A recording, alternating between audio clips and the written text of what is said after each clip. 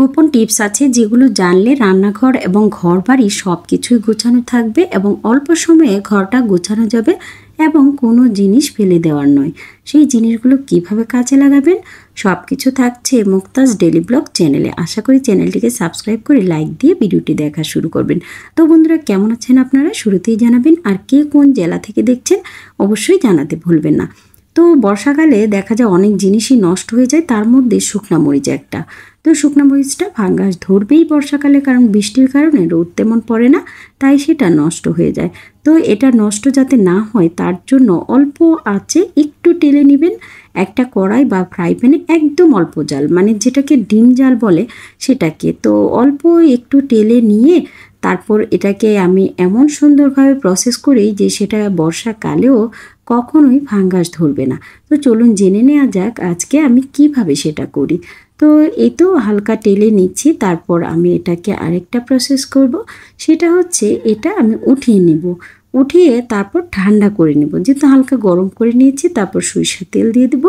এভাবে সরিষার তেল মরিচে দিয়ে পুরোটা মরিচে যেন ভরে থাকে তেলটা, সেই ব্যবস্থা করতে হবে। তার জন্য আমি একটা কাঁটা চামচ নিয়ে এটাকে সম্পূর্ণ যে মরিচটা তাতে তেলগুলো মাখিয়ে নিয়েছি। তো এভাবে মাখিয়ে নিলে কিন্তু দীর্ঘদিন এটা ভালো থাকবে এবং বর্ষাকালে ফাঙ্গাস পড়বে না। এই পদ্ধতিটা অনেক কাজের, তাই আমি আপনাদের সাথে শেয়ার করলাম যাতে করে আপনারাও এই টিপসগুলো দেখে অনেক বেশি উপকৃত হন। এগুলো কিন্তু ভাজা হয়নি, বারবার বলছি, হালকা টেলে নিয়েছি। এতে করে এটা অনেক ভালো থাকবে, কিন্তু ভাজা হবে না। পরবর্তীতে যখন আপনারা খাবেন তখন কিন্তু ভেজে নিতে হবে। আমিও কিন্তু তাই করি। তো আইডিয়াটা কিন্তু অনেক কাজে লাগে, তাই আপনাদের সাথে শেয়ার করা। দ্বিতীয় যে টিপস, গোপন টিপস আছে যেগুলো জানলে রান্নাঘর এবং ঘরবাড়ি সবকিছুই গোছানো থাকবে এবং অল্প সময়ে ঘরটা গোছানো যাবে এবং কোনো জিনিস ফেলে দেওয়ার নয়। সেই জিনিসগুলো কিভাবে কাজে লাগাবেন সবকিছু থাকছে মুক্তাজ ডেইলি ব্লগ চ্যানেলে। আশা করি চ্যানেলটিকে সাবস্ক্রাইব করে লাইক দিয়ে ভিডিওটি দেখা শুরু করবেন। তো বন্ধুরা, কেমন আছেন আপনারা শুরুতেই জানাবেন, আর কে কোন জেলা থেকে দেখছেন অবশ্যই জানাতে ভুলবেন না। তো বর্ষাকালে দেখা যায় অনেক জিনিসই নষ্ট হয়ে যায়, তার মধ্যে শুকনা মরিচ একটা। তো শুকনা মরিচটা ফাঙ্গাস ধরবেই বর্ষাকালে, কারণ বৃষ্টির কারণে রোদ তেমন পড়ে না, তাই সেটা নষ্ট হয়ে যায়। তো এটা নষ্ট যাতে না হয় তার জন্য অল্প আঁচে একটু টেলে নেবেন একটা কড়াই বা ফ্রাই প্যানে, একদম অল্প জাল, মানে যেটাকে ডিম জাল বলে সেটাকে। তো অল্প একটু টেলে নিয়ে তারপর এটাকে আমি এমন সুন্দরভাবে প্রসেস করি যে সেটা বর্ষাকালেও কখনোই ফাঙ্গাস ধরবে না। তো চলুন জেনে নেওয়া যাক আজকে আমি কিভাবে সেটা করি। তো এই তো হালকা টেলে নিচ্ছি, তারপর আমি এটাকে আরেকটা প্রসেস করব। সেটা হচ্ছে এটা আমি উঠিয়ে নেব, উঠিয়ে তারপর ঠান্ডা করে নেব। যেহেতু হালকা গরম করে নিয়েছি, তারপর সরিষার তেল দিয়ে দেব। এভাবে সরিষার তেল মরিচে দিয়ে পুরোটা মরিচে যেন ভরে থাকে তেলটা, সেই ব্যবস্থা করতে হবে। তার জন্য আমি একটা কাঁটা চামচ নিয়ে এটাকে সম্পূর্ণ যে মরিচটা তাতে তেলগুলো মাখিয়ে নিয়েছি। তো এভাবে মাখিয়ে নিলে কিন্তু দীর্ঘদিন এটা ভালো থাকবে এবং বর্ষাকালে ফাঙ্গাস পড়বে না। এই পদ্ধতিটা অনেক কাজের, তাই আমি আপনাদের সাথে শেয়ার করলাম যাতে করে আপনারাও এই টিপসগুলো দেখে অনেক বেশি উপকৃত হন। এগুলো কিন্তু ভাজা হয়নি, বারবার বলছি, হালকা টেলে নিয়েছি। এতে করে এটা অনেক ভালো থাকবে, কিন্তু ভাজা হবে না। পরবর্তীতে যখন আপনারা খাবেন তখন কিন্তু ভেজে নিতে হবে। আমিও কিন্তু তাই করি।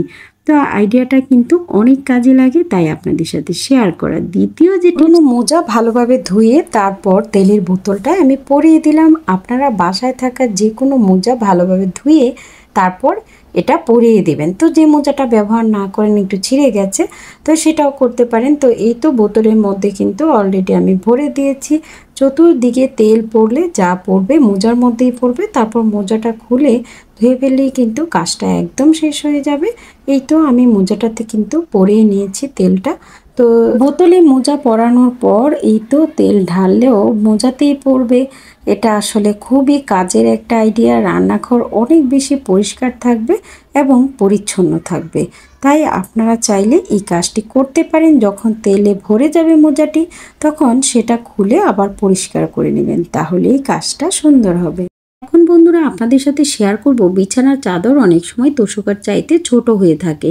তো কি আর করা, এটা কিভাবে ম্যানেজ করা যায় সেটাই আপনাদের সাথে দেখাবো। তো এই তো বিছানার চাদরটা যখন ছোট হয়, বারবার উঠে যায়, তখন কি করবেন, একটা সেফটি পিন নিয়ে নেবেন।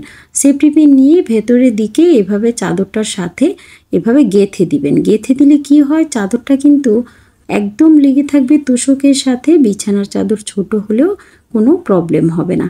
এরকম করে দুই একটা সেফটি পিন চারপাশে মেরে দিলেই চাদরটা একদম খাটে বসে থাকবে এবং বিছানার চাদর কিন্তু টান টান থাকবে। তো আপনারা এই পদ্ধতিটা কিন্তু করতে পারেন, তাহলে চাদরটা খুব সুন্দর থাকবে। এবারে বন্ধুরা শেয়ার করব আপনাদের সাথে যে আমরা যে মশারিটা ঝুলিয়ে রাখি বাসায়, তো বাসাটা কিন্তু গুছানো দেখা যায় না। তো অনেকে এটা অনেকভাবেই রেখে থাকে, এভাবে ঝুলানো থাকলে এটা দেখতে ভালো লাগে না। তো একটা শপিং ব্যাগ থাকলে কিন্তু এটা খুব সুন্দরভাবে গুছিয়ে রাখা যায়। তো জানি না কে কীভাবে নেবেন, তো কার ঘরের পরিবেশ কীরকম। অনেকে কুশন কভার দিয়েও সুন্দরভাবে রাখে। পরবর্তীতে ওই আইডিয়াটা আমি দেখাবো। তো যাদের বাসায় কুশন কভার নেই তারা মশারি গুছিয়ে রাখার জন্য একটা শপিং ব্যাগ নিয়ে নেবেন। নিয়ে ওই শপিং ব্যাগটার মধ্যে এই মশারিটা ভরে তারপরে ঝুলিয়ে রাখবেন। এতে করে কি হবে, মশারিটা ময়লা হবে না এবং প্রতি মাসে ধুতে হবে না। মশারি কিন্তু কয়দিন পর পরই ময়লা হয়ে যায়, এটা অনেক বেশি প্রবলেম। তো ময়লা হবে না এভাবে শপিং ব্যাগে ভরে রাখলে। তাই আপনারা আপনাদের জিনিসগুলো খুব সুন্দর রাখার জন্য এই পদ্ধতিগুলো ফলো করতে পারেন।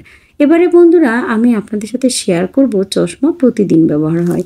তো সেই চশমাটা একটু ঘোলা হয়ে যায়, ঘোলাটে চশমা কীভাবে খুব সহজে পরিষ্কার করবেন, এই আইডিয়াগুলো আপনাদের প্রতিদিনের কাজে অনেক বেশি প্রয়োজনীয়। কার কেমন লাগে অবশ্যই জানাবেন এবং কে কে উপকৃত হন সেটাও কিন্তু জানাবেন। এখন আমি পত্রিকার একটা কাগজ নিয়ে সেটাকে অল্প একটু ভিজিয়ে তারপর চশমাটা আমি মুছে নিব, কারণ পত্রিকার কাগজ দিয়ে যে কোনো গ্লাস খুব সুন্দরভাবে কিন্তু পরিষ্কার হয়। তো এই তো আমি পত্রিকার কাগজ দিয়ে কিন্তু এটা মুছে নিয়েছি, কারণ এটা পত্রিকার কাগজ দিয়েই সুন্দরভাবে মোছা যায় আর পরিষ্কার হয়। আমি আগেও অনেক কিছু এটা পত্রিকার কাগজ দিয়ে পরিষ্কার করে দেখিয়েছি। তো এবারে চশমাটা শেয়ার করছি, তারপর একটা কাপড় বা ন্যাকড়া, পাতলা ন্যাকড়া দিয়ে মুছে নিলেই হয়। তো আমি ওড়নাটা দিয়ে মুছে নিয়েছি, কারণ এটাও এখন পরিষ্কার আছে তাই মুছে নিয়েছি। তো আপনারাও প্রতিদিন ব্যবহারের পর চশমাটা এভাবে কয়েকদিন পর পর মুছে নিলে একদম চকচকে ভাব থাকে, কোনো প্রকার ঘোলাটে ভাব কিন্তু এখানে থাকবে না। তো এবারে আমি শেয়ার করব যে মাংসের যে ব্যাপারটা, মাংস রান্না করেছি, এখন এটাতে প্রচুর তেল হয়েছে। এই তেলটা কিভাবে ওঠাবো, তো এই ওঠানোর পদ্ধতিটা আমি দেখাচ্ছি। অনেক সময় আমাদের ফ্রিজে, ডিপ ফ্রিজে বরফ থাকে, সেই বরফটা এই চামচে দিয়ে নেবেন। তারপর এভাবে একটু নাড়াচাড়া করলেই চামচে সম্পূর্ণ তেল উঠে আসে। এতে করে এক্সট্রা তেল উঠিয়ে রেখেও দিতে পারবেন। তো তেল কিন্তু স্বাস্থ্যের জন্য অতিরিক্ত খাওয়াটাও অনেক ক্ষতিকর, তাই আপনারা এভাবে বরফ দিয়ে চামচের তলাটা দেখুন কত সুন্দরভাবে তেল উঠে গেছে। তো এই তেলটাই কিন্তু আমাদের জন্য অতিরিক্ত তেল ক্ষতিকর, যেহেতু তেল বেশি পড়ে গেছে। তো ওঠানোর সময় ঠিক এইভাবে নিয়ে তেলটা উঠিয়ে ফেলবেন, দেখবেন অনেকাংশেই কিন্তু তেলটা কমে যায়। এই আইডিয়াটা দারুণ, তাই আপনাদের সাথে শেয়ার করলাম, আপনারাও ট্রাই করতে পারেন। তো বন্ধুরা যারা ফেসবুক থেকে দেখছেন তারা চাইলে পেজটিকে ফলো দিয়ে আমাকে বন্ধু বানাতে পারেন। আপনাদের দোয়া এবং ভালোবাসায় 1,30,000 পরিবার কিন্তু হয়ে গেছে, আর ইউটিউবে 40,000-এর ওপরে পরিবার হয়েছে। সবই আল্লাহর রহমত এবং আপনাদের ইচ্ছা। তো একটা বড় তেলের বোতল দিয়ে অনেক আইডিয়া করা যায়, এর আগে আমি আপনাদেরকে দেখিয়েছি। এবারে আরেকটা আইডিয়া দেখাচ্ছি। তেলের বোতলটা আমি কেটে নিব বলতে অর্ধেক করে কেটে নিব, যেহেতু মুখটা আগেই কাটা ছিল। তো এবার অর্ধেকটা কেটে নিব। কেটে নেওয়ার পর আইডিয়াটা আমি শেয়ার করবো আপনাদের সাথে যে কি করব এটা দিয়ে দারুণ একটা কাজ করব, যেটা থেকে দেখা যায় যে ঘরের কোনো জিনিস নষ্ট হবে না, অপচয় হবে না এবং গুছিয়েও রাখা যাবে, নষ্ট হবে না। তো সেটা কি আমি দেখাচ্ছি। তো বোতলটা আমি অলরেডি অর্ধেকের অংশের মধ্যে কেটে নিব। তো কেটে নেওয়ার পরে কিন্তু আইডিয়াটা তৈরি হয়ে যাবে। তারপর আরেকটা জিনিস করতে হবে এখানে, এটাতে যে কোনো জিনিস সবজি টবজি রাখলে এটাতে যদি বাতাস না ঢুকে তাহলে কিন্তু নষ্ট হয়ে যাবে। তার কারণে আমি বোতলটা ছিদ্র করে নেব, পুরোটা বোতল ছোট ছোট ছিদ্র করে নেব। একটা লোহা গরম করে নিচ্ছি, তো যে কোনো শিক দিয়েও আপনারা এটা গরম করতে পারেন, তো আমি করে নিচ্ছি। তো এইভাবে গরম করে ছিদ্র করে তারপর এটার কাজটা করব। তো এই তো প্রতিটা সাইডে কিন্তু এভাবে ছিদ্র করে তারপর কাজটা করব। তো কে কোন জেলা থেকে দেখছেন, এখনও আমার ভিডিওটির সাথে যারা যারা আছেন তারা ভিডিওটিতে লাইক দিতে ভুলবেন না। সেই সাথে কমেন্ট করে জানাবেন এই টিপসগুলো আপনাদের কতটা উপকারে এসেছে। অনেকের অনেক মন্তব্য শুনি, তো আসলে ভালো লাগে যখন ভালো কিছু শুনি। আর খারাপ কিছু দেখেও কিন্তু আমি সেটা খারাপভাবে নেই না, কারণ খারাপ কিছু বলার মাধ্যমেই কিন্তু আমার শিক্ষার একটা জায়গা তৈরি হয়। কারণ সবাই যে ভালো বলবে তা না, সব কাজকে যে ভালোভাবে নেবে তাও কিন্তু না। তারপর এটা পুরোটা কিন্তু ছিদ্র করা শেষ হয়ে গেছে। এখন জাস্ট একটা কাগজ দিয়ে নেব, আপনারা চাইলে টিস্যুও দিতে পারেন। এখন আমি বাসায় যে আলুগুলো এনেছিলাম সেই আলুগুলো রেখে দিব। আলু রাখার এই ঝুড়িটা কিন্তু অসাধারণ কাজে দিবে, যেহেতু চার সাইডে একটু ছিদ্র করা। যাদের বাসায় ঝুড়ি নেই বা আলু রাখার জায়গা নেই তারা তেলের বোতলেই কিন্তু এভাবে প্রসেস করে রাখতে পারেন। চাইলে বোতলটা আরও বড় করে কেটে ঢাকনা সহই রাখতে পারেন। তো আমার যেহেতু অল্প আলু, তাই আমি অল্পভাবেই কিন্তু এটা আমি রেখে দিয়েছি। তো যাই হোক, আপনারা কিন্তু এভাবে রাখতে পারেন, তাহলে ভালো থাকবে। আর সংরক্ষণ করতে চাইলে এটার বোতলের ছিপিটাও ছিদ্র করে করে রাখতে পারেন। আর পত্রিকার কাগজ দিয়ে যদি রাখা হয় তাহলে আলু কিন্তু নষ্ট হয় না, এটার আর্দ্রতাটা ঠিক থাকে। তো পত্রিকার কাগজগুলো কেটে তারপরে এগুলো মুষ্টি মুষ্টি করে আলুর ফাঁকে ফাঁকে দিয়ে দিবেন, তাহলে আলুটা দীর্ঘদিন ভালো থাকবে। এখন আলুর দাম যেহেতু কম আছে, এটা আপনারা সংরক্ষণ করতে পারেন, কারণ হঠাৎ করে বেড়ে যেতেও পারে, বলা যায় না। তো আপাতত কম আছে সেটা বললাম, কখন যে বেড়ে যায় বলা তো যায় না। তো এই তো আইডিয়াটা শেয়ার করেছি। আপনাদের কাদের কাদের বাসায় এভাবে রেখে থাকেন জানাবেন। সবাই ভালো থাকবেন, সুস্থ থাকবেন। আল্লাহ হাফিজ।